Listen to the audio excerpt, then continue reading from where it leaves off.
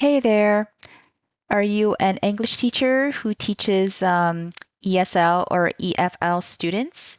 If you are, and if you're looking for some interesting conversation starters, take a look at this one that I'm going to present to you.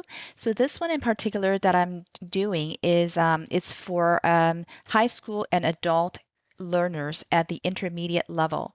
And by the way, my store is called the Speak Up English Talk Resources, and I specialize in designing conversation lessons for kids, high school, and adult learners. And I'm going to show you one of my lessons I designed. So all my lessons are theme based, right? So this one, the topic is why people follow the crowds. And the way my lessons are set up is that it's in three stages. So stage one, I give an introduction to some key vocabulary. So, for example, here, this is the word crowd. So, the word crowd is going to be important because later on the student's going to be reading an article, right? And what does the word crowd mean? Well, the crowd, here's a picture, right, of all these people standing there, right, watching the firework. And so there's a lot of people, so that's a crowd. And on top of that, I do have a sample sentence, right, for the student to get familiar on how to use the word crowd in a sentence. And by the way, my lessons come with beautiful graphics and with it's basically maximum talking and minimal texts, but with beautiful graphics because good pictures will help the students to understand and comprehend the contents better because as the saying goes, right, a picture tells 1,000 words. So another example is the word route, right? What does that mean? Well, look at the picture. There's this picture of this path here, right? So that's a route. And then I also have a sample sentence like this, okay? So moving on, and I'll show you another one. Another example is the word here, influence. What does the word influence mean, right? And then I have a picture of like all kinds of social media platforms and then a sample sentence, right? So sentence like, so social media can influence the way that people think. So after that, that's the end of stage one with learning the vocabulary and begins stage two, which is reading the article, right? So all my lessons come with a short article, and the articles are actually broken into a few, like 6 or 7 pages. And so each page has like at most one or two sentences. And I did it this way on purpose because it's actually easier on the eye, right? Just like, each page got like one or two sentences with like nice visuals, right?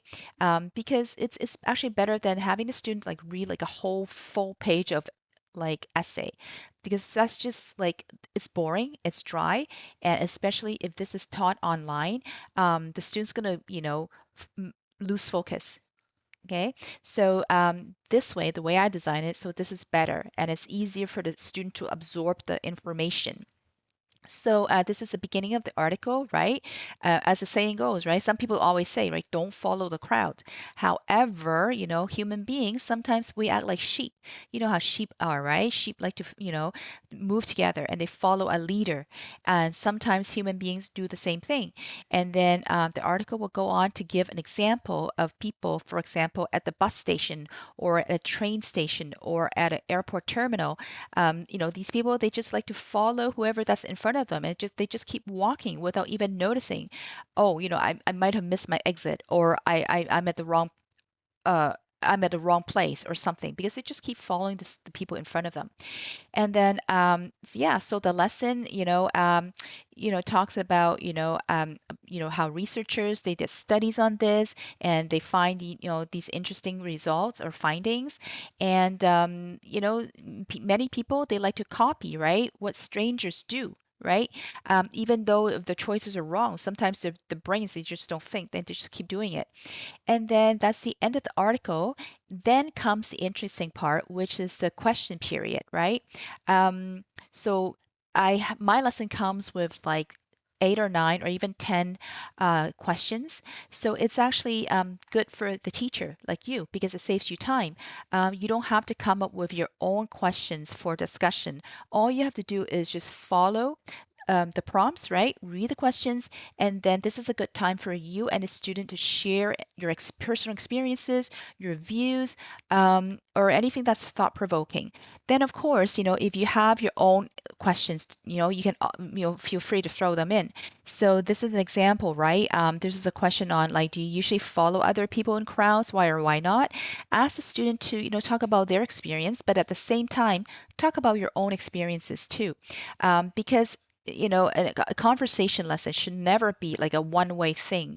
I would never just ask a question and then wait for them to give me an answer and then move on, right?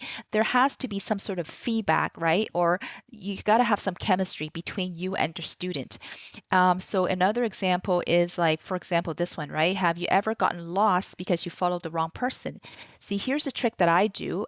It depends on who I'm talking to, right? So if my student is a teenager, then I would share my personal experience, you know, uh, from my high school days. So I remember giving this one lesson to a high school student, and I asked her this question, and then I talked to her about how when I was in school, I one day I was walking in the hallway and I just kept on following this girl that was in front of me, and then I thought I was going to my locker, but ended up like I followed her all the way to her locker without even noticing it, right? Noticing it myself, realizing it myself. And then the girl turned around and asked me, "Hey, what are you doing?"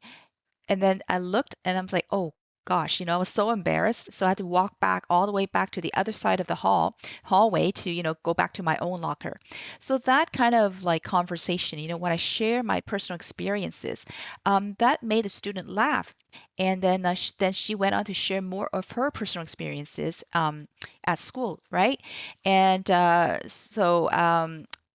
now, on the flip side, if your student is an adult, then I usually want to share what's happened to me, right, at my old job, So this way you can, get people to talk more because they feel like you understand them and they understand you. Okay, so more questions. For example, do you prefer making your own decisions or copying others? Right, always give examples, right? And if they just say yes or no, no, that's not good enough. Always ask them to elaborate and ask them why so that they can give you a because answer. And another tip is that I try not to overcorrect because if you do that, you kind of interrupt them and you kind of destroy the momentum, right? So what I usually do is I wait, right? I wait for the student to finish what they have to say, or I wait for like every 5 or 6 sentences before I pick up like an error and then give them a gentle reminder, or give them a gentle correction. What I find that is the most common mistake is they get confused with using the verb conjugates. So, for example, if somebody's talking about like, oh, my mom, right? My mom go, right? That's wrong. It should be my mom goes. Okay. So I would give them a gentle reminder and tell her, oh, remember mom, right? Is mom a he, a she, an it, right? So that should be a third person. If it's a third person, you got to put like an S, right? ES for goes. Okay. And another common mistake is they get confused with the verb tenses. So, example, like in the, for example, I would ask them like, what do you do every morning? So this is something of a habit, right? So they like to say, "Oh, I will go to school in the morning." But that's just a future tense. Then I would just remind them if this is something that you do every day or something that you do all the time or something like a routine or a habit, then just say, use present tense, right? Present simple tense. And so it's just those small mistakes that you pick up and you just correct them. Okay. So yeah, so these are like I'll show you some other questions that I have in the lesson, right? Example, have you ever pretended to agree with a group? If so, what happened? And is it better to stand out or fit in, right? Like this again ties back to the lesson. People follow the crowd. Are you a follower, or are you somebody who's very independent? So anyhow, this is the end of my presentation. And if you are interested, you can visit my store. My link is in the bio. All right, bye.